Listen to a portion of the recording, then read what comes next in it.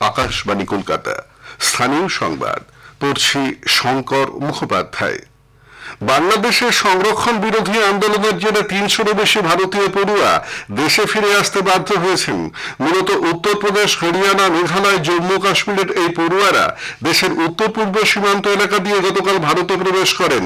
কঠোর নিরাপত্তায় গাড়িতে প্রায় ৬ ঘন্টা যাত্রা করে ত্রিপুরার আগরতলার আন্তর্জাতিক স্থলবন্দর আখাউড়া এবং মেঘালয়ের আন্তর্জাতিক স্থলবন্দর ডাউকি দিয়ে তারা ভারতে ফিরে আসেন।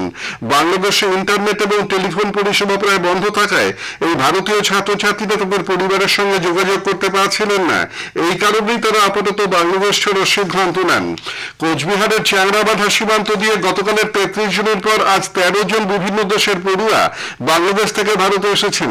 এর মধ্যে একজন ভারতীয় ছাড়াও মালয়েশিয়া, নেপালি এবং ভুটানি ছাত্রছাত্রীরা রয়েছেন। সংরক্ষণ বিরোধী আন্দোলনে উত্তাল বাংলাদেশের হিংসাত্মক পরিস্থিতির মধ্যে ভারত সহ অন্য দেশের শিক্ষার্থীরা চ্যাংরাবাঁধা দিয়ে দেশে ফিরে আসছেন। কোচবিহারের এই সীমান্ত দিয়ে আজ থেকে আমদানি রপ্তানি বন্ধ রাখা হয়েছে। এদিকে বিশ্বভারতী বিশ্ববিদ্যালয়ের বাংলাদেশের ছাত্রছাত্রীরা গতকাল শান্তিনিকেতন চত্বরে মোমবাতি হাতে মিছিল করেন। বাংলাদেশের পরিস্থিতি নিয়ে উদ্বেগ প্রকাশ করে তারা সেদেশে অবিলম্বে শান্তি ফেরতের দাবি জানান। বাংলাদেশে কোটা সংস্কারের দাবিতে ছাত্র আন্দোলনের ঘটনায় এ রাজ্যে কলেজ বিশ্ববিদ্যালয়ের অধ্যাপকদের বিভিন্ন সংগঠনও গভীর উদ্বেগ প্রকাশ করেছে। আগেই জানানো হয়েছে যে সংরক্ষণ বিরোধী ছাত্র আন্দোলনের ফলে পরিস্থিতি আরো জটিল আকার নেওয়ায় বাংলাদেশ জুড়ে কারফিউ জারি করা হয়েছে। নামানো হয়েছে সেনাবাহিনী। পুলিশ এবং প্রতিবাদী ছাত্রদের মধ্যে বিভিন্ন শহরে রক্তাক্ত সংঘর্ষ শুরু হবার পর সরকার সেনা মোতায়েনের সিদ্ধান্ত নেয়। সরকারি বাহিনী এবং ছাত্রদের মধ্যে তুমুল সংঘর্ষে সারা দেশে কম করেও ১০৫ জনের মৃত্যু হয়েছে বলে আশঙ্কা করা হচ্ছে। National testing agency NTA medical প্রবেশিকা পরীক্ষা নিট ইউজির কেন্দ্রভিত্তিক ফলাফল আপলোড করেছে। সুপ্রিম কোর্ট আজ বেলা ১২টার মধ্যে পরীক্ষার্থীদের পরিচয় আড়াল করে শহর এবং কেন্দ্রভিত্তিক ফলাফল এনটিএর ওয়েবসাইটে প্রকাশ করার নির্দেশ দিয়েছিল। সেই নির্দেশ মতোই এনটিএ ফলাফল প্রকাশ করল। nit.ntaonline.in এই ওয়েবসাইটে ফলাফল পাওয়া যাচ্ছে। তৃণমূল কংগ্রেস আগামীকাল শহীদদের পাশাপাশি গণতান্ত্রিক নির্বাচনে জয়ীদের শ্রদ্ধা জানাতে ২১শে জুলাই দিবস পালন করবে। তৃণমূল কংগ্রেস প্রধান মুখ্যমন্ত্রী মমতা ব্যানার্জি এক বার্তায় ৯৩ সালের ২১শে জুলাই নিহত ১৩ জন সহযোদ্ধার কথা স্মরণ করেছেন। এদিকে উত্তর দিনাজপুরের রায়গঞ্জের কর্ণজোড়ায় পূর্ত দপ্তরের এক সাব অ্যাসিস্ট্যান্ট ইঞ্জিনিয়ার সরকারি দপ্তর থেকে ২১শে জুলাই শহীদ সমাবেশের ফেস্টুন খুলে ফেলায় হুমকির মুখে পড়েছেন বলে আমাদের জেলা সংবাদদাতা জানিয়েছেন। সরকারি কর্মচারী ফেডারেশনের জেলা সভাপতির নেতৃত্বে বেশ কিছু কর্মচারী ওই ইঞ্জিনিয়ারকে হুমকি দিয়ে ক্ষমা চাইতে বাধ্য করেন বলে একটি ভিডিওতে দেখা গেছে। ওই ভিডিও ভাইরাল হবার পরেই বিভিন্ন মহল থেকে তার নিন্দা করা হচ্ছে।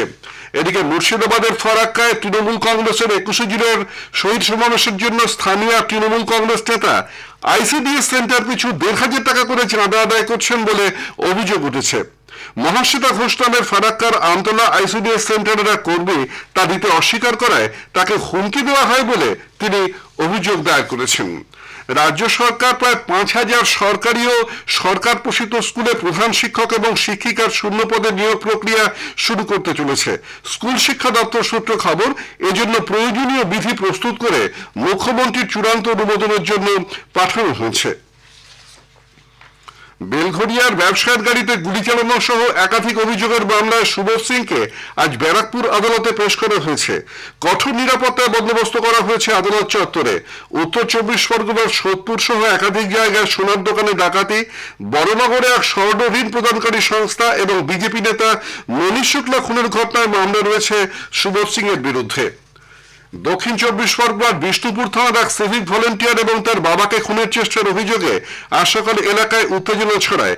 আশঙ্কাজনক অবস্থায় সিভিক ভলেন্টিয়ার অরবিন্দ মাখান এবং তার বাবা বিশ্বনাথ বাবুকে হাসপাতালে ভর্তি করা হয়েছে। দক্ষিণ ২৪ পরগনার মন্দির বাজারের সদাশিবপুর গ্রামের সদ্যজাত পুত্র সন্তানকে খুনের অভিযোগে মাকে পুলিশ গ্রেপ্তার করেছে।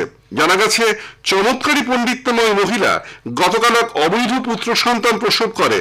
তারপরেই সে সদ্যজাতকে খুনের চেষ্টা করে। গ্রামবাসীরা দেখতে পেয়ে শিশুটিকে উদ্ধার করে মগরাঘাট হাসপাতালে নিয়ে যাওয়ার পথে তার মৃত্যু হয়। তারকেশ্বরের শ্রাবণী মেলা উপলক্ষে পূর্ব রেলের হাওড়া ডিভিশন আগামী ২২শে জুলাই থেকে ১৯শে আগস্ট পর্যন্ত প্রতি সোমবার হাওড়া এবং তারকেশ্বরের মধ্যে আরও একটি ইডি স্পেশাল ট্রেন চালানোর সিদ্ধান্ত নিয়েছে। কবি ও নাট্যকার ডিএল রায়ের 162তম জন্মদিবস 4 শ্রাবণ আজ প্রতিবারের মতো এবারও নদিয়ার কৃষ্ণনগরে তার জন্মভিটায় যথোচিত মর্যাদায় পালিত হচ্ছে। কৃষ্ণনগরের নদিয়া সংগ্রহশালে আজ সকালে ডিএল রায়ের প্রণাম অনুষ্ঠানের আয়োজন করা হয়। এর আগে কবির মূর্তিতে মাল্যদান করেন কৃষ্ণনগর সদর মহকুমা শাসক বিশিষ্ট জনেরা। সন্ধ্যায় বিজেন্দ্র সদন এবং কৃষ্ণনগর রবীন্দ্র ভবনে নানা অনুষ্ঠানের আয়োজন করা হয়েছে। পশ্চিমবঙ্গ নাট্য একাডেমির উদ্যোগে শুরু হয়েছে 2 পর্যায়ের স্মারক বক্তৃতা মেলা। অতীতের প্রভাব প্রতিম 8 নাট্য ব্যক্তিত্বের স্মরণে কলকাতা, বারাসাত, হুগলি এবং কৃষ্ণনগরে এই বক্তৃতা মেলার আয়োজন করা হচ্ছে। চলবে আগামী মাসের 31 তারিখ পর্যন্ত। তীর্থমিত্র সমাজ নিয়ে গতকাল এই উপলক্ষে গ্রুপ থিয়েটার সত্য নাকি মিথ এই শিরোনামে সৌভিমিত্র স্মারক বক্তৃতা দেন সত্য ভাদুরী। স্থানীয় সংবাদ শেষ হলো।